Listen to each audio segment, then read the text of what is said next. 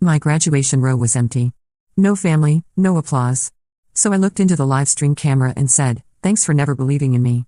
Hours later, even my aunt was crying in my DMs. My name is Sarah Martinez, and yesterday I graduated summa cum laude from medical school. You'd think that would be cause for celebration, right? Well, let me tell you about my family first, and then you'll understand why my graduation row looked like a graveyard. Growing up, I was always the difficult one. My parents, Linda and Robert, had my older brother James first. James was their golden boy, captain of the football team, popular, charming, but barely scraped by with C's and D's. Then there was my younger sister Emma, who was the family princess, pretty, social, but also academically mediocre. And then there was me, stuck in the middle, with my nose always in a book and zero interest in the social hierarchies that seemed to matter so much to everyone else. From the time I was maybe 10 years old, my parents made it clear that my academic achievements were nice but not really important. When I'd bring home straight A's, my mom would say things like, "That's great, honey, but you really need to work on making friends." When I won the science fair 3 years running, my dad would joke, "Well, someone has to be the nerd in the family." But when James scored a single touchdown or Emma got asked to homecoming, suddenly it was time for celebration dinners and Facebook posts. The real breaking point came during my senior year of high school. I had been accepted to a prestigious pre-med program with a full scholarship. Full ride? Everything paid for. But my parents were more excited about James getting accepted to the local community college for general studies and Emma making varsity cheerleader as a sophomore. At dinner the night I got my acceptance letter, I was trying to tell them about the scholarship when my dad interrupted me. "Sarah, that's nice and all, but you need to be realistic. Medical school is incredibly expensive, and frankly, we're not sure you have what it takes. Maybe you should consider something more practical." My mom nodded along, setting down her coffee cup with a sigh. "Your father's right. And besides, you'll probably just end up getting married and having kids anyway. James is going to need our support for college, and Emma will too when her time comes." She worked as a receptionist at a dental office, and my dad managed a small hardware store, steady jobs that had always been enough for them, but they'd never understood ambition beyond comfort. That's when I realized they had never planned to help me pay for college at all. The money they'd been saving in their education fund was exclusively earmarked for James and Emma.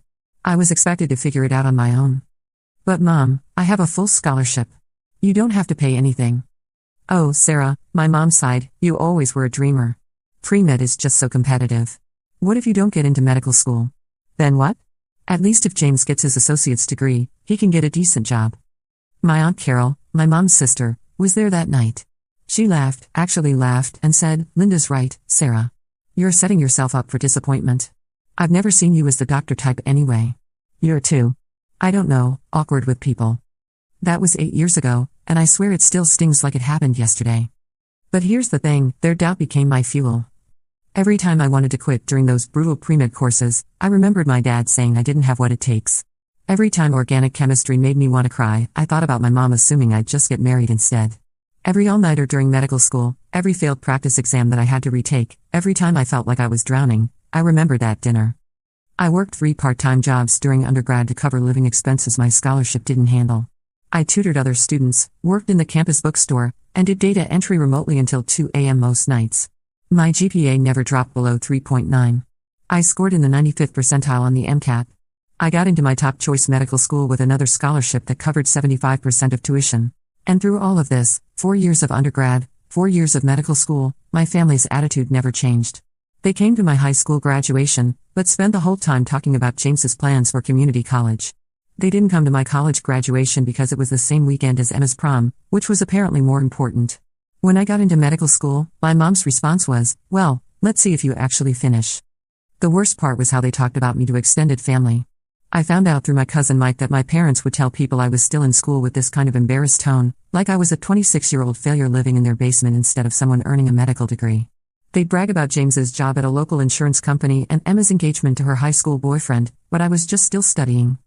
Meanwhile, James had dropped out of community college after a year and was working dead-end jobs. Emma had gotten pregnant at 19, married quickly, and was now divorced with 2 kids at 23. But somehow they were still the success stories, and I was still the family disappointment. The final straw came 6 months ago during Christmas dinner. I had just finished my surgery rotation and was exhausted but happy. I'd gotten excellent evaluations and was being considered for a competitive residency program. I was trying to share this with my family when my Aunt Carol interrupted me. "You know, Sarah, I have to ask, when are you going to stop playing school and get a real job? You're 27, you're not getting any younger, and this whole doctor thing. I mean, come on. You've been in school forever. Don't you think it's time to face reality? My dad nodded. Carol's got a point. Sarah, you could get a job as a nurse or something medical adjacent. You don't have to keep chasing this impossible dream. It's not impossible, I said quietly. I'm literally 6 months away from graduating medical school. My mom laughed. Oh, honey, you've been saying you're almost done for years now. We'll believe it when we see it. But what really broke me was what happened next. Emma, who had been quiet up until then, suddenly perked up. Oh my God, speaking of careers, did I tell you guys? Kevin got promoted to assistant manager at the sporting goods store. We might actually be able to afford a house now. And just like that, the entire table exploded in congratulations. My dad was patting Emma's shoulder, my mom was clapping, Aunt Carol was asking about their house hunting plans. This was what excitement looked like in my family. This was what pride looked like. Assistant manager at a sporting goods store warranted more enthusiasm than my surgical rotation evaluations. I sat there watching them celebrate Emma's boyfriend's promotion, not even Emma's achievement, but her boyfriend's promotion, while my news about potentially matching with a top-tier surgery program had been dismissed as unrealistic dreaming. The contrast was so stark it was almost funny. Almost. That's wonderful, Emma, I said when there was a break in the congratulations. I'm happy for you both. Thanks, Sarah, Emma said, then added with what I'm sure she thought was kindness, maybe when you're done with school, you can move back here too. There's a really nice urgent care clinic that's always hiring nurses. The assumption that I'd end up as a nurse wasn't even what bothered me most. It was the automatic assumption that I'd move back to my hometown, that I'd want to be close to them, that their geographic area represented the pinnacle of career success. As if the idea that I might want to work at a major medical center in a different city was incomprehensible. I'm not going to be a nurse, Emma. I'm going to be a surgeon. Uncle Dave, who rarely spoke during family gatherings, chose that moment to offer his wisdom. You know, Sarah, there's nothing wrong with nursing. My buddy Rick's daughter is a nurse and she makes decent money. Sometimes it's better to be realistic about your limitations. My limitations? As if scoring in the 95th percentile on the MCAT was a limitation. As if graduating summa cum laude from my undergraduate program was settling. As if getting into medical school on scholarship was just lucky. What limitations are those, Uncle Dave? I asked. He shifted uncomfortably. Well, you know. Being a surgeon is really demanding. Long hours, high stress. And you've always been kind of sensitive. Sensitive. That was their code word for the fact that I'd shown emotion when they dismissed my achievements. That was their explanation for why I'd gotten upset when they forgot my birthday 3 years running but threw elaborate parties for James and Emma. I was sensitive because their treatment of me hurt my feelings. Dave's right, my mom jumped in. Surgery is really competitive, Sarah. Maybe you should consider family medicine or something less stressful. Less stressful. As if any medical specialty was unstressful. As if I hadn't already proven I could handle stress by working multiple jobs while maintaining a near-perfect GPA. As if I hadn't just successfully completed a surgery rotation where I regularly worked 80-hour weeks. I've already been working in surgery for the past 3 months, I said. My attending physicians think I have real potential. Dr. Williams said I have some of the best suturing technique he's seen in a student. That's nice, dear, my mom said in the same tone she'd use if I told her I'd learned to tie my shoes. That's when James decided to contribute to the conversation. You know, Sarah, maybe Mom and Dad are right. I mean, look at how long you've been in school already. Don't you want to start making money? Start a family? Live in the real world? The real world. As if medical school existed in some fantasy dimension. As if the patients I'd helped treat, the surgeries I'd observed and assisted with, the life and death decisions I was learning to make weren't part of the real world. I'm living in the real world, James. I'm just living in a part of it that requires more than a high school education. The words came out sharper than I intended, and the table went quiet. James's face flushed red. There's nothing wrong with honest work, Sarah. Not everyone needs to be a big shot. I never said there was anything wrong with honest work. But there's nothing wrong with ambitious work either. My Aunt Carol leaned forward then, and I could see she was gearing up for one of her lectures. Carol had always positioned herself as the family wisdom dispenser, despite having never achieved anything particularly noteworthy herself. Sarah, honey, I think what everyone is trying to say is that we're worried about you. You've been so focused on this dream for so long that you haven't built a real life. When was the last time you went on a date? When was the last time you just relaxed and had fun? You're missing out on your 20s. Missing out on my 20s. I was 27 years old, in excellent health, learning skills that would allow me to save lives, and building toward a career that would give me financial independence and intellectual fulfillment. But because I wasn't married with kids like Emma or working a dead-end job like James, I was missing out. I'm not missing out on anything, Aunt Carol. I'm building something. But what if it doesn't work out? She pressed. What if you don't get into a good residency program? What if you can't handle the pressure? You'll be 28 with no real work experience, no husband, no backup plan. That's terrifying. And there it was. The real fear underneath all their discouragement. It wasn't that they thought I couldn't succeed, it was that they were terrified of what my success would mean about their own choices. My Aunt Carol had gotten married at 19 and never worked outside the home. My parents had both settled into comfortable, unambitious jobs right after high school. James had never even tried to challenge himself academically. Emma had gotten pregnant and married young, just like our mom. My success threatened their narrative that their paths were not just acceptable, but optimal. If I could become a surgeon, if I could build a life I wanted through hard work and determination, then what did that say about their decisions to play it safe? I do have a backup plan, I said quietly. It's succeeding. My dad shook his head. That's not a plan, Sarah. That's wishful thinking. No, Dad. Wishful thinking is assuming that things will work out without effort. I've been putting in the effort for 8 years. I've earned my place in that program. But medical school is just the beginning, my mom said. Residency is even harder. And then you'll be working all the time, you'll never see your family, you'll be stressed constantly. Is that really the life you want? What struck me was that she said you'll never see your family like it would be a loss. As if a family that had spent 8 years telling me my dreams were unrealistic was something I desperately miss. Maybe I want a life where my work matters, I said. Maybe I want to do something that actually makes a difference. Uncle Dave snorted. Everyone thinks their job matters, Sarah. That doesn't make you special. Special? There was another loaded word. Growing up, anytime I achieved something academic, there was always an undercurrent of don't think you're special. Don't think you're better than us. Don't get too big for your britches. Stay humble. Stay small. I never said it made me special, Uncle Dave. But it does make me happy. Are you happy? Emma asked, and for a moment, her voice was genuinely curious instead of judgmental. Because you always seem so stressed when we see you. I looked at her, really looked at her, and realized she genuinely couldn't understand. Emma had never wanted anything badly enough to work for it the way I'd worked for this. She'd never had a dream that required sacrifice, that required choosing delayed gratification over immediate comfort. I'm happy when I'm in the operating room, I said. I'm happy when I can help someone. I'm happy when I understand something complex that I didn't understand before. I'm stressed when I come here and have to defend my choices to people who've never tried to understand them. The silence that followed was heavy and uncomfortable. I could see my mom and Carol exchanging glances, my dad staring at his plate, James looking anywhere but at me. Finally, my mom spoke. We just want what's best for you, honey. No, you don't, I said, and the words surprised even me with their certainty. You want what's comfortable for you. You want me to make choices that don't challenge your worldview or make you question your own decisions. You want me to fail so you can say you were right all along. Sarah. My mom gasped. That's a terrible thing to say. Is it wrong, though? Another silence. Longer this time. Carol was the one who broke it. You know what, Sarah? Fine. Prove us wrong. Graduate from medical school. Get your fancy residency. But don't come crying to us when you realize that all that education can't buy you happiness or a family or a real life. And that's when I made my decision. I looked around the table at all of them, my parents, my siblings, my Aunt Carol, my Uncle Dave who never said much but nodded along with everything, and I realized something. They weren't going to believe in me when I graduated.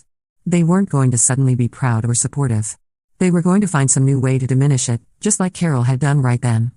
So I said, fine. Don't believe it. But don't expect an invitation to my graduation either. My mom rolled her eyes. Oh, Sarah, don't be so dramatic. But I wasn't being dramatic. I was done. From that moment on, I went low contact. I'd respond to direct texts but stopped initiating conversations. I didn't send updates about my residency interviews or my thesis defense. When they asked how school was going, I'd just say fine and change the subject. My mom complained to other family members that I was being difficult and shutting everyone out, but I was really just protecting myself.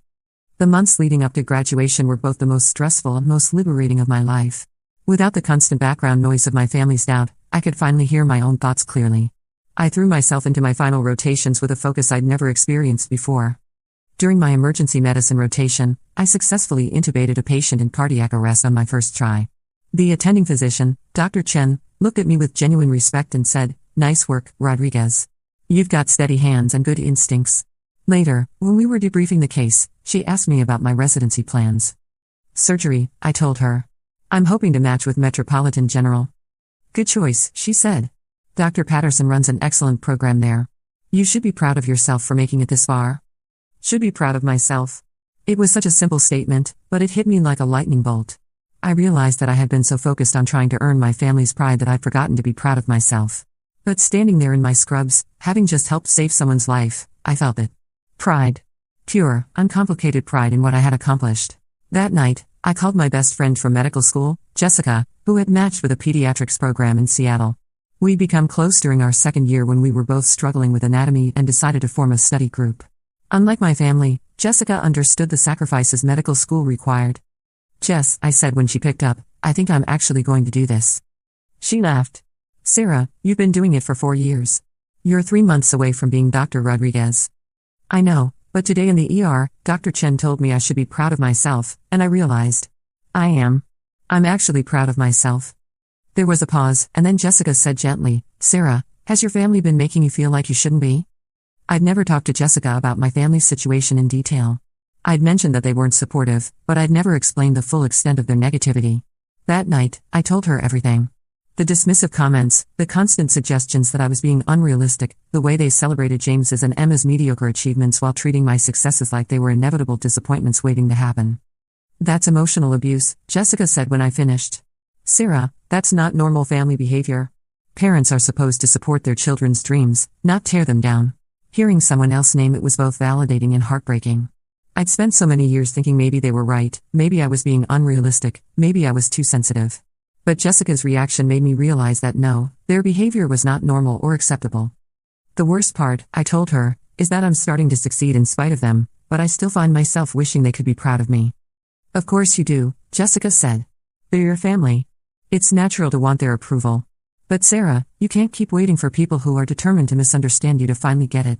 You have to build your own cheering section." That conversation changed something fundamental for me. I started paying attention to the people who did support me. Dr. Martinez, my biochemistry professor, who had written me a glowing recommendation letter and told me I had exceptional analytical skills and the dedication to match. Dr. Williams from my surgery rotation, who had specifically mentioned my natural surgical instincts in my evaluation. My study group friends who celebrated each other's victories and provided support during the low moments. I started going to the medical school's networking events and connecting with residents and attendings who shared my interests. I joined the Student Surgical Society and volunteered for medical missions in underserved communities. Slowly, I built a professional family of people who understood and valued what I was trying to achieve. The contrast became even more stark during my final semester. While I was interviewing for competitive residency positions and working on my thesis research, my biological family's communications became increasingly tone-deaf. My mom texted me pictures from Emma's baby shower for her second child, with messages like, "Look how happy Emma is. Don't you want this kind of joy in your life?" As if I was incapable of joy because I wasn't pregnant at 26. James sent me a LinkedIn article about work-life balance with a note saying, "Thought you might find this interesting since you're always so stressed about school." The article was about corporate burnout, as if 8 years of medical training was equivalent to being overworked at an office job. Aunt Carol forwarded me a news article about physician suicide rates with the message, "Just thought you should see this before you commit to such a demanding career." Because nothing says family support like sending articles about how your chosen profession might drive you to suicide. But the most painful message came from my dad about 6 weeks before graduation. He texted, "Sarah, your mom and I have been talking, and we want you to know that we'll love you no matter what happens with this doctor thing. Even if it doesn't work out, you'll always be our daughter." Even if it doesn't work out. 6 weeks before graduation, with my residency match already confirmed, with my thesis defense successfully completed, with my name already printed on the graduation program, my father was still talking about my medical career like it was a lottery ticket that might not pay off. I showed the text to Dr. Patricia Martinez during our final thesis meeting. She read it, looked at me with a mixture of sadness and anger, and said, "Sarah, I hope you know that their inability to see your worth says nothing about your actual worth." "I know," I said, though I wasn't sure I completely believed it yet. "Do you?" she asked. "Because I need you to understand something. In 30 years of teaching, I've worked with thousands of medical students. You are in the top 5% of students I've ever taught. Your thesis work is graduate-level quality. The attendings you've worked with have universally praised your clinical skills and professionalism. You're going to be an exceptional physician." She leaned forward in her chair. "Your family's inability to recognize your achievements is their failure, not yours. Don't let their small vision limit your understanding of what you've accomplished." That was the day I made peace with my decision to exclude them from graduation. It wasn't about punishing them, though I won't lie and say there wasn't an element of that. It was about protecting the sanctity of my achievement. I had worked too hard and overcome too much to let their negativity overshadow what should be one of the proudest moments of my life. 2 weeks before graduation, I had lunch with my cousin Mike, who was the only family member I'd maintained a close relationship with. Mike was 3 years younger than me and had always been the black sheep of the family for different reasons. He was gay, artistic, and had moved to San Francisco to pursue a career in graphic design. We bonded over being the family disappointments. "So you're really not inviting anyone to graduation?" he asked over sushi. "Nope. Not a single one of them." He was quiet for a moment, then said, "I think you're doing the right thing. I know it probably doesn't feel good, but Sarah, they haven't earned the right to celebrate with you." "That's exactly how I feel," I said, surprised by how well he'd articulated it. "They haven't earned it." "You know what the crazy part is?" Mike continued. "They're going to act like you're the one being unreasonable. They're going to tell everyone that you're being vindictive and shutting them out, but they're never going to acknowledge that they created this situation." He was right, of course. In the weeks leading up to graduation, as word spread through the extended family that I wasn't inviting my parents or siblings, the narrative became about my cruelty rather than their years of dismissiveness. My cousin Lisa, Carol's daughter, called me crying, saying, "Sarah, I don't understand why you're being so mean to everyone. They love you." "Love isn't just a feeling, Lisa," I told her. "It's also actions. And their actions have consistently shown that they don't respect me or believe in me." "But they're family," she said, as if that settled the matter. Being related to someone doesn't give them the right to treat you poorly without consequences. It was a hard conversation, but it helped me clarify my own thinking. I wasn't cutting them out forever, necessarily. But I was setting a boundary that said, if you want to be part of my successes, you need to be part of my journey. You can't spend years tearing me down and then expect to share in the celebration when I succeed despite you. The thing is, I was thriving. Without their constant negativity and doubt, I had space to actually be proud of what I was accomplishing. I matched with my top choice residency program, a competitive surgery residency at a respected hospital. My thesis on minimally invasive cardiac procedures was being considered for publication. I was graduating not just with my MD, but summa cum laude, in the top 5% of my class. 3 weeks before graduation, my mom texted me asking for details about the ceremony. "We'll need to know when and where, and how many tickets we get." I texted back, "I told you at Christmas that you weren't invited." She called me immediately. "Sarah, don't be ridiculous. We're your family. Of course we're coming to your graduation." "No, you're not. Sarah Elizabeth, you are being incredibly selfish and hurtful. This is a family event." "Actually, Mom, it's my event. And you've made it clear for 8 years that you don't believe I'd ever get here. So you don't get to celebrate with me now that I have." She tried guilt, then anger, then bargaining. She got my dad on the phone to tell me I was being childish. James texted me saying I was embarrassing the family. Emma sent me a long message about how family forgives and I was being too sensitive.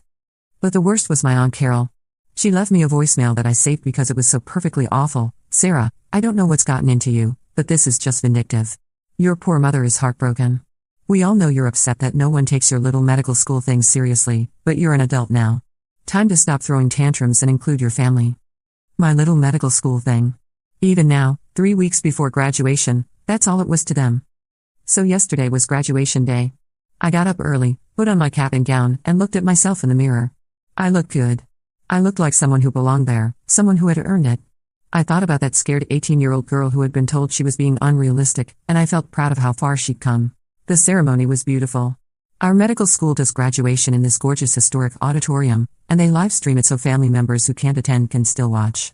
As we lined up alphabetically, I could see other students' families in the audience, parents crying with pride, grandparents with cameras, siblings cheering. When we got to our seats, I looked up at the section where families were supposed to sit. Every row around me was packed with people. My row was completely empty. Not a single person there for me. For a moment, it hit me harder than I expected. Despite everything, despite knowing this was my choice, seeing that empty row made my chest tight. But then I remembered why it was empty, and the sadness turned into something else. Something fiercer. When they called my name, Sarah Michelle Martinez, graduating summa cum laude, I walked across that stage with my head high. There was no cheering section for me, no proud family jumping to their feet, but there was scattered applause from my classmates and faculty.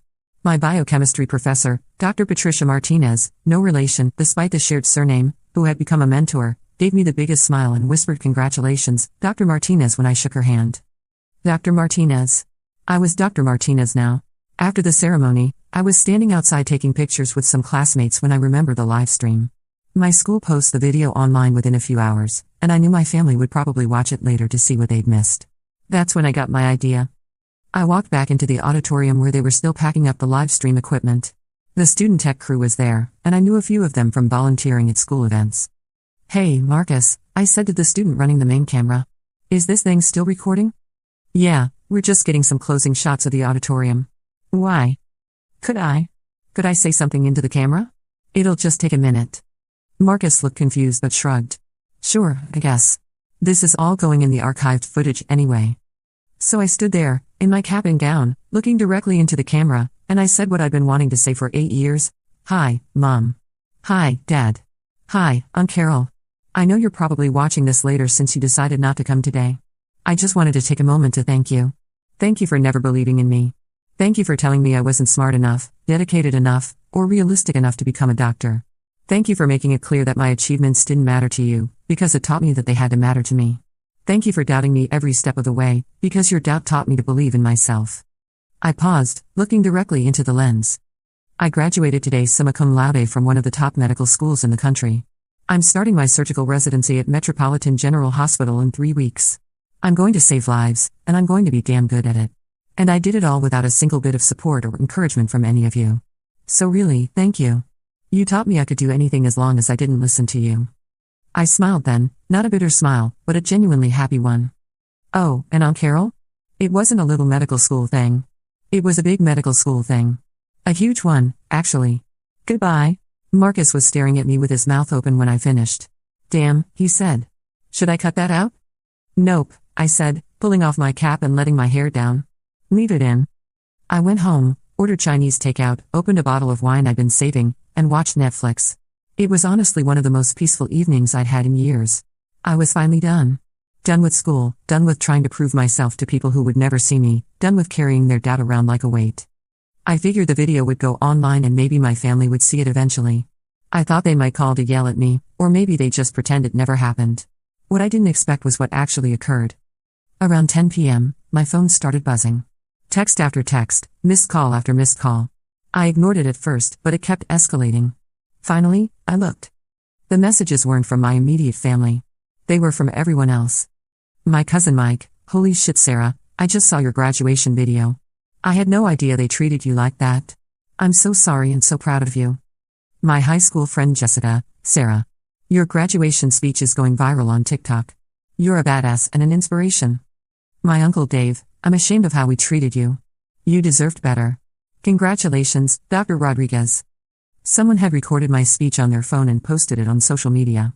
It was spreading fast. But the message that broke me was from my cousin Lisa, Aunt Carol's daughter. Sarah, I just watched your graduation video and I'm sobbing. I had no idea Mom and your parents were so awful to you about medical school. I always thought you were the coolest person in our family and I never understood why the adults acted like you were failing at life when you were literally becoming a doctor. I'm in college now and my parents are pressuring me to drop my engineering major because it's too hard for girls, and watching you today made me realize I don't have to listen to them.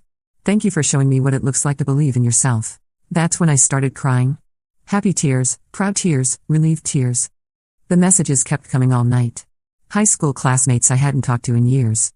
People from college. Fellow medical students who had seen the video. Even some of my professors. But the one that shocked me the most came at 2 a.m. From my Aunt Carol. Sarah, I just saw your speech. I can't stop crying. I don't know what to say except that I'm sorry. I'm so sorry. You were right about everything. I was jealous of your intelligence and your drive, and instead of being proud of you, I tried to tear you down. I've been thinking about it all night, and I realize I've done this your whole life. Your mom called me after she saw the video and we both just cried. We failed you. I failed you. I'm so proud of you for becoming the person you are despite us, not because of us. I don't deserve your forgiveness, but I hope someday you might give it anyway. Congratulations, Dr. Rodriguez. You earned every bit of it. I stared at that message for a long time. Carol had never, not once in my life, admitted she was wrong about anything. She'd never apologized to anyone in the family. But there it was. My mom texted an hour later, I saw the video. I saw Carol's message to you. She's right. We failed you. I failed you. I don't know how to fix this, but I want to try.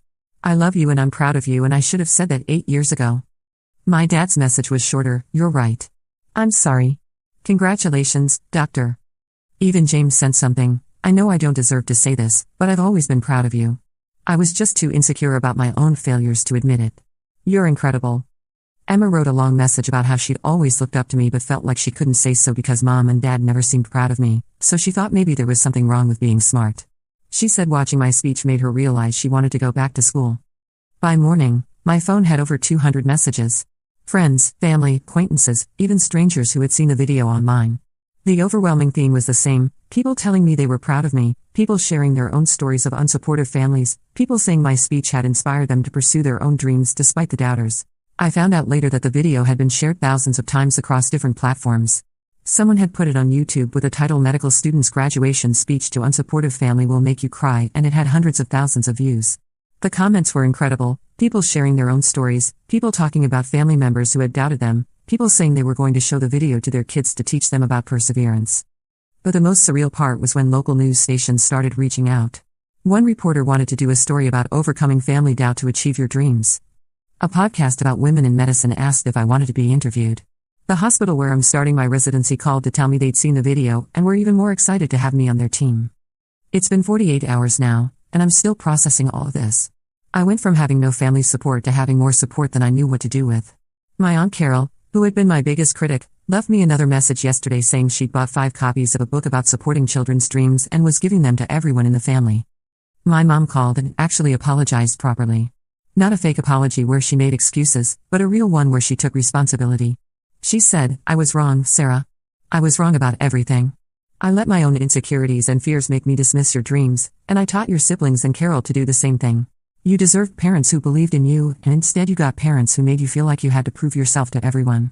I can't take that back, but I want to do better now." The conversation was awkward and emotional, but it felt real in a way our conversations hadn't felt in years. Here's the thing though, and this is important: I don't regret shutting them out of my graduation. I don't regret my speech. And I'm not going to pretend that their apologies erase 8 years of making me feel like I wasn't good enough. But I am glad they finally see me for who I am. I'm glad my cousins who are still in school saw that it's possible to succeed despite family doubt. I'm glad that somehow my moment of frustration turned into something that resonated with so many people. My residency starts in 2 weeks. My mom asked if she could take me out to dinner to celebrate before I start, and I said yes. We're going to have a lot to work through, and I'm not sure our relationship will ever be what it could have been if they'd supported me from the beginning. But maybe it can be something new, something honest. My Aunt Carol asked if she could frame a photo of me in my cap and gown to put on her mantelpiece. I said yes to that too. And you know what? When I start saving lives in the operating room, when I'm Dr. Rodriguez making split-second decisions that matter, I'll remember this feeling. Not the hurt from years of doubt, but the pride from proving them all wrong. The satisfaction of becoming exactly who I was meant to be, with or without their belief. Sometimes the best revenge is just living well. And sometimes, if you're really lucky, the people who doubted you will finally see what they missed. I'm Dr. Sarah Martinez now. And I got here all by myself. Update: I'm overwhelmed by all the responses to this post. Thank you to everyone who shared their own stories and congratulations. A few people asked what specialty I'm going into. I'm starting a general surgery residency with the goal of specializing in cardiothoracic surgery. Yes, it's going to be brutal, but I've been preparing for brutal my whole life. To those asking if my family and I have fully reconciled, we're taking it slow. Apologies are a good start, but rebuilding trust takes time. I'm hopeful but realistic. And to everyone who said my speech inspired them to pursue their own dreams despite unsupportive people in their lives, that means more to me than you know. Sometimes we have to be our own cheerleaders first, but it's amazing how many people will start cheering once they see us succeeding. Keep pushing forward, everyone. You've got this.